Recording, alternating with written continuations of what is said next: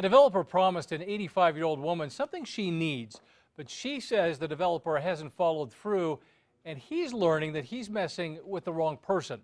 Here's Matt Grubb's special assignment. For 85 years, June Gondik has sewn together a life, stitch by stitch.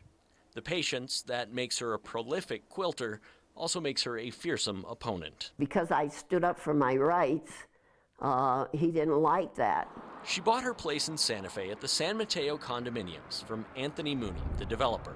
That's his signature there on the 2008 sales contract, which says, quote, a handicapped space will be provided in front of building number 10. Did that happen right away when you moved in? No, it didn't. Well, he put up a sign with a little sticker that said 106. When condos and parking spaces started filling up, that sign started being ignored.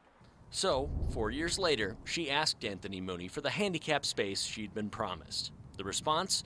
No. He didn't see anything in my sales agreement, and that he didn't know I was handicapped. Maybe I'm so good looking that he didn't even know my age. June cried foul to the state.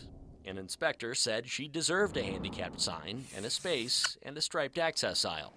Mooney and the condo association quickly gave her a better sign, but it's still not a handicapped one, and it didn't have the usual space to get in and out. Only after June asked the feds if that was right did she get something that resembled a handicapped space.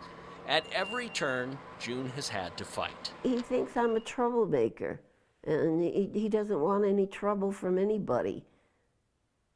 I have no idea what he thinks. You're going to have to ask him. Of course, we asked the HOA for their point of view. They talked to us on the phone. They canceled an interview we had scheduled with Anthony Mooney. The property manager says that the way they see it, they've bent over backwards to make sure that June Gondik has an accommodation out here that no one else has.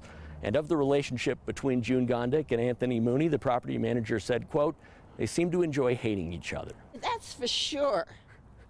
I mean, I'm standing up for my rights. He's standing up for control. The latest bump in the road, a plan to charge $150 for permanent parking spots. The condo association says yes, it applies to her. June says no, it doesn't. She's got that sales contract. And we checked the law, it seems to say she's right. She's shouting for help from the feds, again. I said I want to live in peace and quiet, and I'm too old to go through this again. So please help me. The property manager says Anthony Mooney is, quote, a fighter, just like June is, unquote, and he probably won't give in. June says it's not about giving in.